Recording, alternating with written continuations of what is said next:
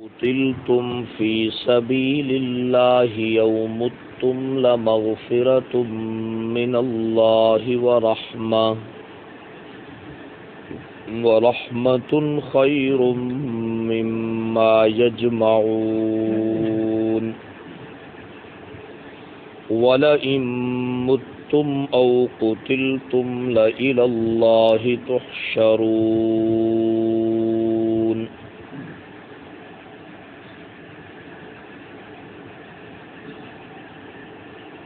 اور البتہ اگر تم قتل کر دیے جاؤ اللہ کے راستہ میں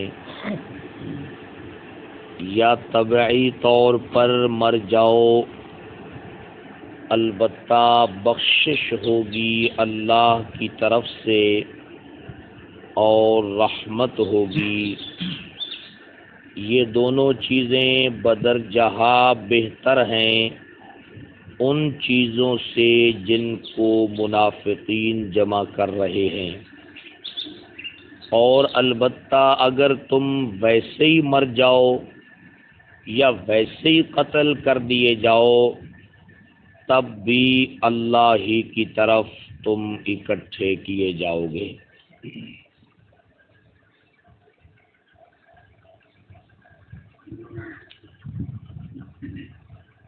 اس مقام پر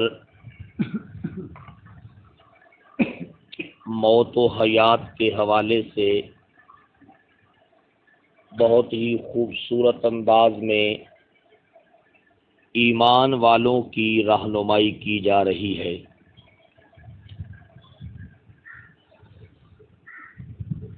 جس میں یہ بات بہت اچھے انداز میں سمجھائی گئی ہے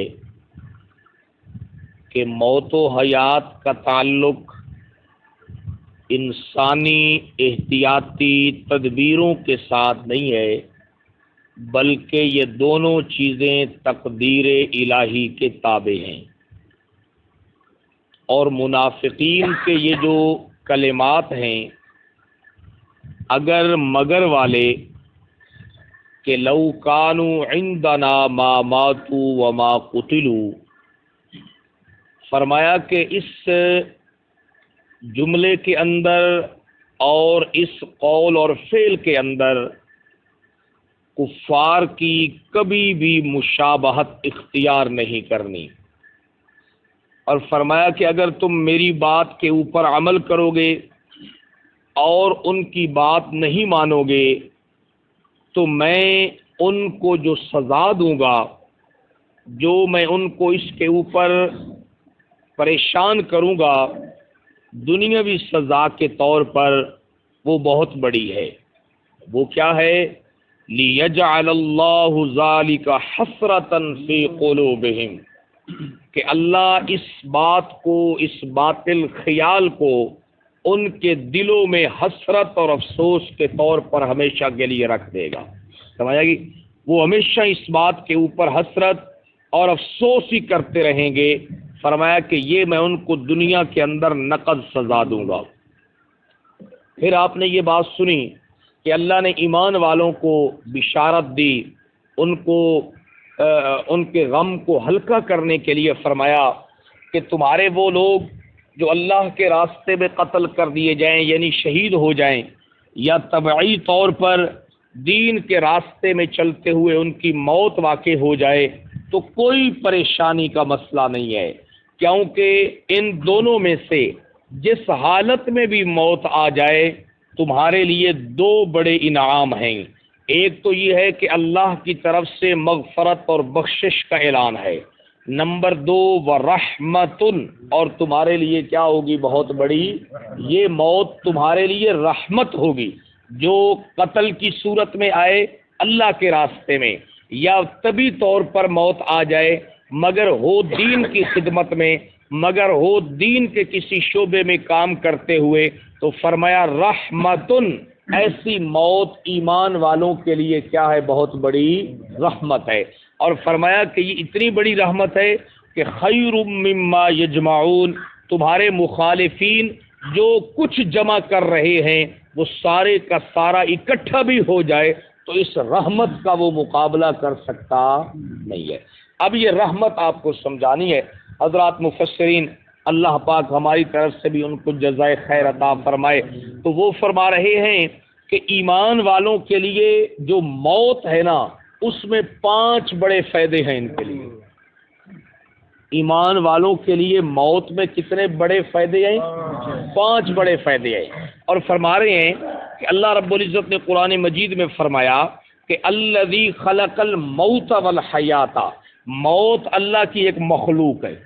موت اللہ کی کیا ہے؟ ایک مخلوق ہے۔ فرمایا میں نے موت کو بھی خلق کیا ہے، زندگی کو بھی خلق کیا ہے۔ اور دوسرے مقام پہ اللہ خود فرماتے ہیں کہ جو چیز بھی میں نے خلق کی ہے، ربنا ما خلقت ھذا باطلا، وہ باطل نہیں ہے، اس میں کچھ نہ کچھ فائدہ کیا ہے؟ ضرور ہے۔ سمجھے گی؟ جس طرح وہ بات بنی نہیں ہے کوئی چیز نکمی زمانے میں، سمجھے گا؟ اللہ رب العزت نے اس کائنات میں جس چیز کو بھی خلق کیا ہے، اللہ فرماتے ہیں ایمان والے خود دعا مانگتے ہوئے کہتے ہیں ربنا ما خلقت ھذا باطلا، سمجھے گی؟ اللہ تو نے جو کچھ پیدا کیا ہے، فرمایا اس میں کچھ بھی باطل نہیں ہے۔ تو اللہ فرماتے ہیں کہ وَرَحْمَةٌ، یہ موت ایمان والوں کے لیے کیا ہے بھائی؟ رحمت ہے، سمجھے گی؟ اب فرماتے ہیں کہ وہ رحمت 5 طرح سے ہے۔ وہ رحمت کتنی طرح سے ہے؟ 5 طرح سے۔ موت کے فائدے ہیں جی، موت کے کیا ہیں؟ فائدے ہیں۔ اور وہ فائدے جب میں آپ کو سناتا ہوں، آپ واقعتاً کہیں گے کہ ایسی موت ایمان والوں کے لیے جو اللہ کے راستے میں قتل کی صورت میں آ جائے یا طبی طور پر آ جائے، مگر ہو اللہ کے دین کی خدمت کے کسی بھی شعبے کے اندر انسان کام کر رہا ہو، فرمایا وَرَحْمَةٌ، یہ موت واقعتاً کیا ہے بھائی؟ رحمت ہے۔ اب دیکھیے ذرا 5 حوالے سے مفسرین نے بحث کی ہے، اس کا خلاصہ عرض کرتا ہوں۔ 5 فائدوں میں سے پہلا فائدہ کہ حدیث پاک میں نبی پاک صلی اللہ علیہ وسلم نے کیا فرمایا کہ تحفۃ المؤمن الموت، کہ مومن کے لیے سب سے بڑا تحفہ کون سی چیز ہے بھائی؟ موت ہے۔ کس طرح یہ تحفہ ہے؟ فرماتے ہیں کہ دیکھو، نماز ہم پڑھتے ہیں کس لیے؟ کہ اللہ کا قرب حاصل ہو جائے۔ اللہ کا کیا حاصل ہو جائے؟ قرب حاصل ہو جائے۔ روزے رکھتے ہیں اس کا قرب حاصل کرنے کے لیے، صدقات خیرات دیتے ہیں اس کا قرب حاصل کرنے کے لیے، اور اسی طرح حج کرتے ہیں اس کا قرب حاصل کرنے کے لیے۔ موت اتنی بڑی اللہ کی ایمان والوں کے لیے رحمت ہے جناب والا کہ سارے اعمال جس کا قرب حاصل کرنے کے لیے ہیں، موت ڈائریکٹ اس سے ملاقات کرا دیتی ہے۔ موت اس سے کیا کرا دیتی ہے؟ ڈائریکٹ ملاقات کرا دیتی ہے، ڈائریکٹ اس سے ملا دیتی ہے۔ نماز کے ذریعے سے ہم اس کے قریب ہوں گے، اس کی جو بارگاہ ہے اس میں قرب حاصل ہوگا، اس کے نزدیک ہو جائیں گے۔ اعمال ہیں اس کا قرب حاصل کرنے کے لیے، موت ہے اس کی ڈائریکٹ ملاقات کے لیے۔ تو بتائیے ایمان والوں کے لیے پھر موت رحمت بن گئی یا نہ بن گئی؟ تو موت کا بہت بڑا فائدہ ہے یا نہیں ہے جناب والا؟ جب تک مریں گے نہیں نا اس سے ملاقات نہیں ہوگی۔ جو اس کی ملاقات کا شوق رکھتے ہیں ان کو مرنے کا یقین پیدا کرنا پڑے گا کہ موت ہے۔ موت کیا ہے بھائی؟ ایک بڑا عجیب واقعہ مفسرین نقل کر رہے ہیں، کہتے ہیں کہ حضرت ابراہیم علیہ السلام کی زندگی مبارک کے جب آخری لمحات قریب آئے، جناب اسرائیل علیہ السلام تشریف لائے اور کہا حضرت آپ کا وقت پورا ہو چکا ہے، آپ تیاری فرمائیں، آپ کیا ہے؟ تیار ہو جائیں۔ تو حضرت ابراہیم علیہ السلام نے ایک سوال کیا، فرمایا بھئی آپ کو پتہ ہے کہ اللہ نے مجھے اپنا خلیل قرار دیا ہے، اللہ نے مجھے کیا ہے؟ اپنا خلیل قرار دیا ہے، اور حل رأیت خلیلا یقبض روح خلیلک، کیا کبھی تو نے کوئی ایسا خلیل دیکھا ہے جو اپنے خلیل کی روح کو قبض کر لے؟ جو اپنے خلیل کی روح کو کیا کر لے؟ قبض کر لے۔ تو انہوں نے کہا ٹھیک ہے، اس کا جواب تو آپ کا خلیل ہی دے سکتا ہے۔ اسرائیل علیہ السلام واپس تشریف لے گئے، فرمایا آپ جا کر میرے خلیل کو بتا دیں حل رأیت خلیلا یکرہ لقاء خلیلک، کیا آپ نے کوئی ایسا خلیل دیکھا ہے جو اپنے خلیل کی ملاقات کو ناپسند کرتا ہو؟ کیا آپ نے کوئی ایسا خلیل دیکھا ہے جو اپنے خلیل کی ملاقات کو کیا کرتا ہو؟ ناپسند کرتا ہو۔ یکرہ لقاء خلیل، بس ابراہیم علیہ السلام نے فرمایا اب میں حاضر ہوں، میں کیا ہے بھائی؟ حاضر ہوں، سمجھ آئے گا؟ تو اسی وجہ سے ایک جملہ مشہور ہے جو کہتے ہیں کہ الموت جسر، موت ایک پل ہے، یوصل الحبیب الی الحبیب، جو حبیب کو حبیب سے کیا کر دیتی ہے؟ ملا دیتی ہے۔ تو کیا خیال ہے بھئی اللہ کی ملاقات کا شوق ہے یا نہیں ہے بھئی؟ اور یہ شوق موت کی صورت میں پورا ہو سکتا ہے۔ یہ مادی جسم اب نہیں اس کا دیدار کر سکتا، یہ گوشت پوست سے بنا ہوا جسم نہیں اس کا دیدار کر سکتا۔ موسیٰ علیہ السلام نے اپنے رب سے یہ درخواست کی تھی نا کہ اللہ مجھے دنیا میں ہی کیا کرا دیجیے، اپنا دیدار کرا دیجیے، تو اللہ نے کیا فرمایا؟ لن ترانی، آپ مجھے دیکھ سکتے نہیں ہیں۔ موت کے بعد انسان کو وہ کیفیات حاصل ہوتی ہیں، ایمان والوں کو وہ روحانی درجات حاصل ہوتے ہیں، وہ اعلیٰ مقام حاصل ہوتا ہے جس کے ذریعے سے وہ اللہ کا کیا کرتے ہیں؟ دیدار کرتے ہیں، اس کی ملاقات ہوتی ہے۔ تو اللہ اب دیکھیے، جس کی خاطر آدمی جان دیتا ہے، جس کی خاطر اب اسی کا دیا ہوا وقت صرف کرتا ہے، اگر جس نعمت کے ذریعے سے وہ ذات اس کو ڈائریکٹ مل جائے وَرَحْمَةٌ، تو پھر ایمان والوں کے لیے یہ موت رحمت بن گئی یا نہ بن گئی؟ اب ذرا دوسری بات سنیں، مختصر کرتے ہیں۔ دوسرا فائدہ کیا ہے ایمان والوں کے لیے موت کا؟ ایمان والوں کے لیے اللہ نے قرآن مجید میں فرمایا یا ایتھا النفس المطمئنہ ارجعی الی ربک راضیۃ مرضیہ فادخلی فی عبادی، فادخلی فی عبادی۔ فرمایا موت آتے ہی نیک ترین صالحین مومنین کی ایمان والوں کو زیارتیں ہوتی ہیں۔ کیا ہوتی ہیں بھائی؟ زیارات ہوتی ہیں، سمجھے گی جناب والا؟ حضرات صحابہ کرام کے حوالے سے کئی مرتبہ یہ انداز بھی آپ کی خدمت میں عرض کرتا رہتا ہوں۔ آپ دیکھیں نبی رحمت صلی اللہ علیہ وسلم نے خود اپنی لخت جگر حضرت فاطمہ الزہرا کو بھی آخری وقت میں جب وہ غمگین ہوئی، پریشان ہوئی، تو کیا کہا تھا؟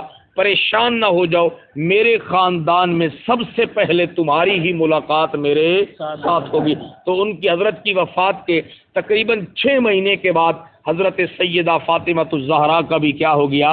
انتقال ہو گیا، اور ملاقات ہو گئی کہاں بھائی؟ جنت کے اندر، سمجھ آئے گی؟ کیونکہ ایمان والے جو ہیں جو ہی ان کی روح کا جسم سے اخراج ہوگا، چونکہ وہ دنیا میں طیب بن کر انہوں نے زندگی گزاری ہوگی، تو وہ جنت میں جائیں گے۔ حضرت بلال حبشی رضی اللہ تعالی عنہ آخری وقت میں کیا کہہ رہے ہیں کہ آج میں بہت خوش ہوں، آج میں کیا ہے؟ بہت خوش ہوں۔ کیوں؟ آج کے دن الیوم القی الاحبۃ محمدا وحزبہ، آج میری ملاقات ہوگی محمد صلی اللہ علیہ وسلم سے اور اس کی جماعت سے۔ اب آپ یہ بتائیں کہ جس چیز کے بعد مجھے اور آپ کو اللہ کے حبیب کا دیدار حاصل ہو جائے اور صحابہ کرام کی ملاقات حاصل ہو جائے، پھر وہ چیز نعمت ہے یا کوئی نہیں ہے؟ پھر وہ چیز تحفہ، مگر یہ صرف ایمان والوں کے لیے ہے، یہ باتیں رحمت ایمان والوں کے لیے ہیں۔ ایمان نہیں ہوگا تو پھر تو جوتے ہیں جناب والا، پھر ملاقاتیں نہیں ہیں، پھر بڑی پریشانیاں ہیں، سمجھ آئی؟ حضرات صحابہ کرام جو ہیں ان کے لیے تو جنت کا جانا بھی مشکل ہو گیا جب تک قرآن نے یہ بات نہیں کی کہ تمہیں وہاں پر اپنے نبی کا دیدار کروایا جائے گا، سمجھ آئے گی جناب والا؟ اللہ اکبر۔ حضرت ثوبان رضی اللہ تعالیٰ عنہ کا واقعہ مفسرین نقل کر رہے ہیں صحیح حدیث سے پاک کے حوالے سے کہ ان کو بیٹھے بیٹھے گھر میں خیال آ گیا کہ اللہ کے حبیب تو جنت میں بہت اونچے درجات پر ہوں گے، بہت اعلیٰ درجات پر ہوں گے، ہم اللہ کے حبیب کی زیارت کیسے کر سکیں گے، آپ کی ملاقات کیسے کر سکیں گے؟ تو پریشان ہو کر حضور کی خدمت میں حاضر ہوئے۔ اللہ نے قرآن مجید نازل کیا، فرمایا من یطع اللہ والرسول فاولئک مع الذین انعم اللہ علیہم من النبیین والصدیقین والشہداء والصالحین وحسن اولئک رفیقا۔ فرمایا جو دنیا میں رسول کی مان کر چلتے رہے وہ جنت کے اندر رسول کی رفاقت میں ہوں گے، وہ جنت میں کیا ہے؟ اپنے نبی کی رفاقت میں ہوں گے، ہم ان کو اپنے نبی سے جدا نہیں کریں گے۔ تو جنت جو ہے نا، حقیقت میں اس کا داخلہ اور اس کا جانا ہی اس وجہ سے ہے کہ وہاں پر ایمان والوں کو ان کے پیغمبر کی، ایمان والوں کو 1,24,000 انبیاء کی، ایمان والوں کو پہلے دن سے لے کر قیامت کی صبح تک آنے والے سارے ایمان والوں کی کیا حاصل ہوگی؟ زیارات حاصل ہوں گی۔ ایمان والے جب یہاں سے جاتے ہیں نا جنت کے اندر، ان کی روح کا جسم سے اخراج ہوتا ہے، جنت میں جاتے ہیں، اللہ اپنے حبیب کی زیارت سے سرفراز فرماتے ہیں، سمجھ آئے گی نا؟ اور صحابہ کرام کی زیارات ہوتی ہیں۔ تو بتائیے وَرَحْمَةٌ، یہ بہت بڑی رحمت ہے یا نہیں ہے جناب والا؟ بہت بڑی رحمت ہے، سمجھ آئے گی؟ اللہ ہمیں یہ رحمت سمیٹنے کی توفیق نصیب فرمائے۔ تیسری بات فرماتے کہ موت ایمان والوں کے لیے رحمت ہے، کس طرح؟ اس کا عجیب نام مفسرین ذکر کر رہے ہیں، کہتے ہیں دیکھو اللہ کے حبیب صلی اللہ علیہ وسلم نے فرمایا الدنیا سجن المومن، دنیا مومن کے لیے کیا ہے بھائی؟ قید خانہ ہے۔ دنیا حقیقی مومن کے لیے کیا ہے؟ مومن دنیا میں آزاد نہیں ہے، مومن کے لیے دنیا کیا ہے؟ قید خانہ ہے۔ اور فرماتے ہیں کہ کسی کا کوئی رشتہ دار قیدی ہو جائے نا، ان کو سب سے پہلے فکر اس کی ضمانت کی ہوتی ہے۔ بھائی کسی کا کوئی رشتہ دار قید ہو جائے، جیل میں چلا جائے، تو سب سے پہلے اور سب سے زیادہ ان کو فکر اس کے کھانے کی نہیں ہوتی، کس کی ہوتی ہے؟ ضمانت کی ہوتی ہے۔ فرمایا مومن چونکہ دنیا میں رہتا ہے، اس کے لیے یہ دنیا قید خانہ ہے۔ کیوں؟ وہ قید خانے میں جس طرح قیدی اپنی مرضی کی زندگی نہیں گزار سکتا نا، جو مومن ہوتا ہے وہ دنیا میں بیچارہ اپنی مرضی کی زندگی نہیں گزار سکتا، اس کو قید خانہ یہ دنیا محسوس ہوتی ہے۔ تو وہ چیز جس کے ذریعے سے مومن کی ضمانت ہوتی ہے، اسی چیز کو موت کہتے ہیں، اسی چیز کو کیا کہتے ہیں؟ تو بتائیے بھائی قیدی کی ضمانت ہو جائے اور اس کو رہائی ہو جائے، آزادی حاصل ہو جائے، سمجھ آئے گی نا؟ تو میں اور آپ کسی قیدی کے پاس جائیں، اچھا کھانا لے کے جائیں، اچھا پینا لے کے جائیں، اور اس سے پوچھیں بھائی جیل کے کیا حالات ہیں، وہ کہے بھائی کچھ بھی ہو یار لیکن آزادی تو میرے پاس نہیں ہے۔ تو قید میں داخل ہونے کے بعد ضمانت ضروری ہے۔ ایمان والوں کی جس چیز کے ذریعے سے ضمانت ہوتی ہے اور دنیا کے قید خانے سے ان کو آزادی ملتی ہے، اس ضمانت کا نام کیا ہے بھائی؟ موت ہے۔ تو بتائیے قیدی کے لیے ضمانت نعمت ہے یا پریشانی ہے؟ یہی اللہ فرما رہے ہیں، سمجھ آئے گی نا؟ تو ایمان والوں کے لیے یہ بات ہے جناب والا۔ اور چوتھی بات جو رحمت ہے، فرمایا ایمان والوں پہ دنیا میں بڑے غم آتے ہیں، بڑی پریشانیاں آتی ہیں، بڑے مصائب آتے ہیں، بڑے حالات آتے ہیں، جو ہی موت آتی ہے دنیا کے سارے غموں کا کیا ہو جاتا ہے؟ خاتمہ ہو جاتا ہے۔ دنیا کی ساری ٹینشنیں ختم، دنیا کے سارے معاملات ختم، دنیا کی ساری پریشانیاں، بیمار ہیں تب ختم، پریشانیاں ہیں، جو کچھ بھی ہے لوگوں کی طرف سے دیے جانے والے غم ہیں یا اور مسائل ہیں، ہر قسم کی پریشانیاں کیا ہو جاتی ہیں بھائی؟ ختم ہو جاتی ہیں۔ تو جس چیز کی وجہ سے ایمان والوں کی ہر دنیاوی پریشانی کا خاتمہ ہو جائے، خیرن، پھر اس کے خیر ہونے میں کوئی شک ہے؟ اس لیے تو کہتے ہیں اکثر ذکر حازم، کثرت سے موت کو یاد رکھا کرو، کثرت سے کیا ہے؟ موت کو یاد رکھا کرو۔ اور پانچویں عجیب بات فرماتے ہیں کہ بہت بڑی رحمت کس طرح ہے؟ موت واحد چیز ہے جس کے بعد جب بندہ جنت میں جائے گا اس کی خواہشات پوری ہوں گی، اس کی خواہشات کیا ہوں گی؟ ہاں یہ بھی ذہن میں رکھو، اللہ کا دنیا میں وعدہ خواہشات کے پورا کرنے کا نہیں، ضروریات پورا کرنے کا ہے۔ دوبارہ عرض کرتا ہوں، اللہ کا دنیا میں ایمان والوں سے کس چیز کا وعدہ ہے؟ تمہاری ساری خواہشات پوری کروں گا یا ضروریات؟ اگر یہ سمجھ آ جائے نا تو بہت سارا دنیا کا حرص اور لالچ اور حب دنیا میں کمی آ سکتی ہے۔ ہم چاہتے ہیں ہماری ہر خواہش پوری ہو جائے، ایمان والوں کے ساتھ اللہ کا یہ وعدہ نہیں ہے دنیا کے اندر کہ تمہاری ہر خواہش کو پورا کروں گا، ہر خواہش کے پورا کرنے کی جگہ جنت ہے۔ اللہ فرماتے ہیں وَلَكُمْ فِيهَا مَا تَشْتَهِي أَنفُسُكُمْ، تمہارے لیے وہاں پر وہ سب کچھ ہوگا جس کو تمہارے نفس چاہیں گے، سمجھے گی؟ خواہشات وہاں پر پوری ہوں گی۔ دنیا میں کون سی چیزوں کے پورا ہونے کا وعدہ ہے؟ ضروریات کا۔ اور اللہ رب العزت کا بڑا کرم ہے، فضل ہے جناب والا، اگر انسان غور کرے گا، فکر کرے گا، ایمان والوں کی ضروریات کو اللہ اپنے فضل و کرم سے دنیا میں پورا کرتے ہیں اور کر رہے ہیں اور پھر بھی کرتے رہیں گے، انہی کی ذمہ داری ہے انہوں نے ہی پورا کرنا ہے۔ تو جہاں موت واحد چیز ہے جس کے بعد انسان کی ساری خواہشات کی کیا ہوگی؟ تکمیل ہوگی، ساری خواہشات اس کی پوری ہو جائیں گی۔ تو اس لیے اللہ رب العزت نے ارشاد فرمایا، ایمان والو تم کیوں پریشان ہو، تمہارے لیے تو موت سراسر رحمت ہی رحمت ہے۔ جس موت کے اندر یہ 5 بڑے فائدے ہوں، وہ موت سوائے رحمت کے اور کچھ بھی ہو سکتی نہیں ہے، سمجھ آئے گی؟ تو فرمایا یہ ایک آیت مبارکہ ذرا سنیے جس کے اوپر یہ فیصلے ہوں گے۔ سورۃ النحل کے اندر نا خالق کائنات نے دونوں منظر بیان کیے ہیں، دونوں منظر بیان کیے ہیں۔ پہلا منظر بھی سن لیجئے، پہلا منظر بھی اللہ فرماتے ہیں الذین تتوفاہم الملائکہ، وہ لوگ کہ جانیں قبض کریں گے ان کی، الملائکہ تو فرشتے، یعنی موت ان پہ واقع ہوگی کس حال میں؟ ظالمی انفسہم، وہ کیا کرنے والے تھے؟ ظلم کرنے والے تھے، سمجھ آئے گی؟ شرک سے لے کر چھوٹے تک تمام ظلم اس کے اندر شامل ہیں۔ فرمایا کہ جو ہی ان کے لیے یہ وقت آئے گا فَأَلْقَوُا السَّلَمَ، وہ صلح کی پیشکش کریں گے۔ کیا کریں گے؟ صلح کی پیشکش کریں گے۔ دیکھو نا، کیونکہ جب چھوٹا آدمی بڑی آدمی کے نرغے میں آتا ہے تو پھر وہ کس کی کوشش کرتا ہے؟ صلح کی، معافی مانگنا ہے، سمجھ آئے گی نا؟ تو ما کننا نعمل من سوء، کہیں گے ہم جو دنیا میں برے اعمال کرتے تھے نا، ہم اس سے توبہ کرتے ہیں، ہمارے ساتھ کوئی صلح کا کیا نکالا جائے؟ راستہ نکالا جائے۔ اللہ اکبر۔ اللہ فرمائیں گے اچھا اب تم صلح کرنا چاہتے ہو، ان اللہ علیم بما کنتم تعملون، اللہ کو پوری پوری خبر ہے ان اعمال کی جو تم کرتے رہے۔ فرمائیں گے فادخلوا ابواب جہنم، داخل ہو جاؤ جہنم کے دروازوں میں، خالدین فیہا، ہمیشہ تم اس کے اندر کیا ہے؟ رہو گے۔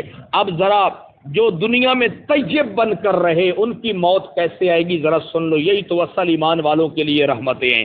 فرمایا الذین تتوفاہم الملائکہ، وہ لوگ تتوفاہم الملائکہ، شاہ صاحب کا چھوٹا سا جملہ، یعنی توحید پر مرتے ہیں، یعنی توحید پر مرتے ہیں۔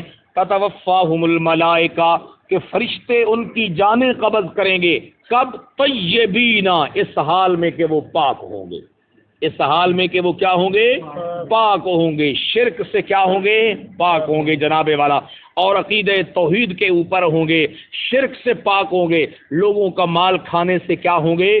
پاک ہوں گے۔ فرمایا وہ پاک اور صاف ہوں گے، عقیدے میں بھی پاک ہوں گے، عمل میں بھی کیا ہوں گے؟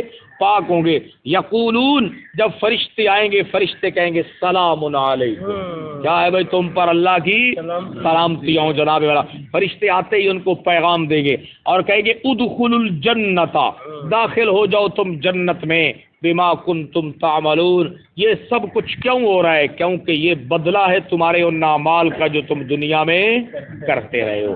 اللہ میرے لیے بھی اور آپ کے لیے بھی ہماری موت کو رحمت بنائے، اور اس کے لیے مجھے اور آپ کو بھی کچھ کرنا پڑے گا کہ ہمیں 2 کاموں میں سے ایک کام کرنا پڑے گا، یا ہمیں شہادت کی طرف متوجہ ہونا پڑے گا کہ اللہ ہمیں شہادت کی موت نصیب فرمائے، یا پھر ہماری سوچ اور فکر ہر وقت دین کی طرف ہو، ہمارا جو لمحہ ہے، ہمارا جو وقت ہے وہ زیادہ سے زیادہ دین کے وقت میں گزرے، اس کی خدمت کرتے ہوئے گزرے، کیونکہ اللہ فرما رہے ہیں جس کی موت قتل کی صورت میں آئے، لیکن قتل ایسے نہ ہو بلکہ فی سبیل اللہ ہو، او متم، یا وہ مر جائے مگر مرنا طبی طور پر بھی اللہ کے لیے ہو، اللہ کے دین کی خدمت کرتے ہوئے ہو۔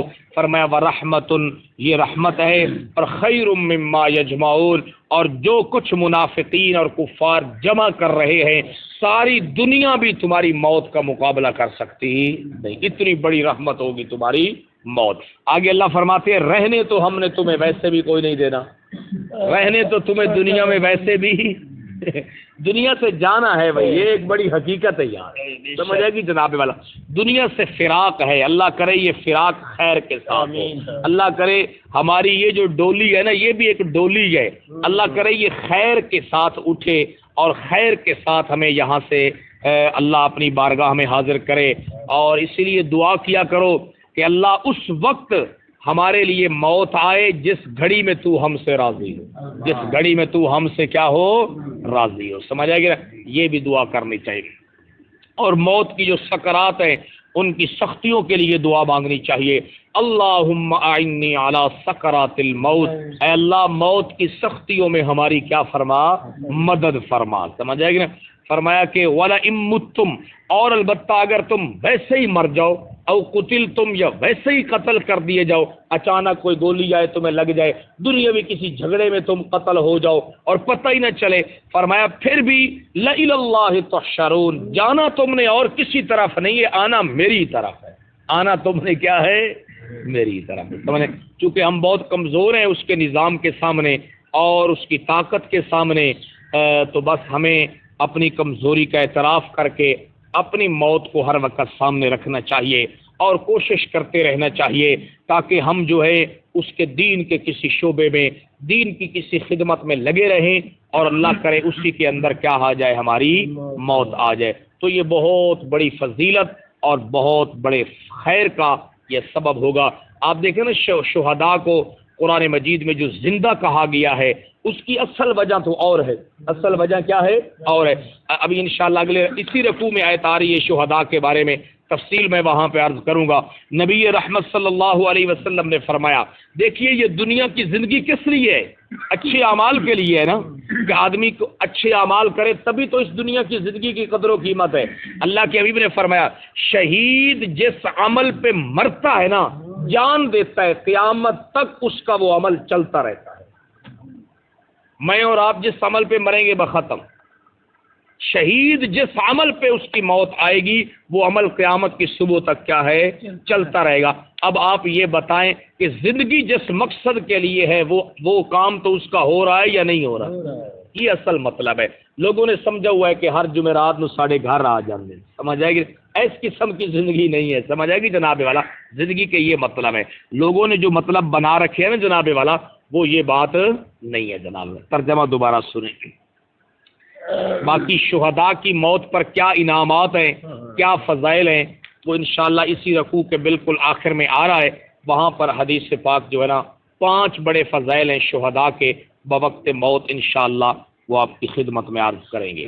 اللہ فرماتے ہیں وَلَئِن قُتِلْتُمْ فِي سَبِيلِ اللَّهِ، اور البتہ اگر تم قتل کر دیے جاؤ یعنی شہید ہو جاؤ اللہ کے راستے میں، او متم، شہادت کے لیے بھائی دعائیں کیا کرو. اللہ رب العزت جو ہے ہم سب کو شہادت کی موت نصیب فرمائے. سمجھ آئے؟ اس کی سچی طلب دل میں پیدا ہونی چاہیے، سچے جذبے کے ساتھ رب سے دعا مانگنی چاہیے. سمجھ آئے گی؟ موت نے پھر بھی اپنے وقت پر آنا ہے لیکن اللہ کرے کہ شہادت کی آ جائے. حضرت خالد بن ولید کی بات آپ کو سنائی تھی نا کہ آخری وقت میں کیا کہہ رہے تھے، فلا نامت اعین الجبن، اللہ کرے بز دلوں کو کبھی بھی نیند نہ آئے، بز دلوں کو کبھی بھی نیند نہ آئے. خیبر سے میں شروع ہوا ہوں اور آج دنیا سے جا رہا ہوں. ہر اسلام کے غلبے کے لیے جو جنگ ہوئی ہے اس میں خالد گیا ہے مگر موت بستر پہ آ رہی ہے. سمجھ آئے گی جناب؟ تو موت کا تعلق میدان جنگ کے ساتھ تو چونکہ ہے نہیں، اللہ کے حکم کے ساتھ ہے. سمجھ آئے گی جناب؟ تو سچے جذبے کے ساتھ دعا مانگتے رہنا چاہیے تاکہ ہمیں بھی اللہ کرے کہ یہ اعزاز اور یہ انعام حاصل ہو جائے. سمجھ آئے گی؟ وَلَئِن قُتِلْتُمْ فِي سَبِيلِ اللَّهِ، اور البتہ اگر تم شہید کر دیے جاؤ، قتل کر دیے جاؤ اللہ کے راستے میں، او متم، یا طبی طور پر تم کیا ہے، مر جاؤ، لَمَغْفِرَةٌ مِّنَ اللَّهِ، کل بھی آپ کو بتایا تھا کہ موت کا لفظ ایمان والوں کے لیے کوئی عیب نہیں ہے، کوئی عیب نہیں ہے. دیکھو اللہ صحابہ کو کہہ رہے ہیں او متم، او متم. سمجھ آئے گی نا؟ ہمارے لوگ ہیں وہ نیک لوگوں کے لیے موت کا لفظ بھی بولنے پہ گھبراتے ہیں، پریشان، اوئے ہوئے ہوئے توبہ توبہ قیامت آ جاتی. سمجھ آئے گی جناب والا؟ او متم، یا تم کیا ہے، مر جاؤ. ایمان والوں کے لیے تو موت اللہ کہتے ہیں رحمت ہے، تم کہتے ہو اس سے ان کی گستاخی ہوگی. سمجھ آئے گی جناب؟ او متم، یا تم کیا ہے، مر جاؤ، لمغفرۃ من اللہ، البتہ یہ بخشش ہوگی اللہ کی طرف سے، ورحمت، اور کیا ہوگی، رحمت ہوگی، خیر مما یجمعون، ایک اور مقام ہے قرآن مجید کا جہاں پر اللہ نے فرمایا یہ چیز بہتر ہے خیر مما یجمعون سے. دوسرا مقام یہ ہے، یہ اللہ کے راستے کی موت یہ بہتر ہے خیر مما یجمعون. اور 11ویں پارے میں اللہ کہتے ہیں قرآن بہتر ہے خیر مما یجمعون سے. قل بفضل اللہ وبرحمتہ فبذلک فلیفرحوا هو خیر مما یجمعون. سمجھ آئے گی؟ وَلَئِن مُتُّمْ، اور البتہ اگر تم ویسے ہی مر جاؤ، او قتلتم، یا ویسے ہی قتل ہو جاؤ، پھر بھی آنا تم نے کس کی طرف ہے؟ میری طرف ہے. اللہم صل علی محمد.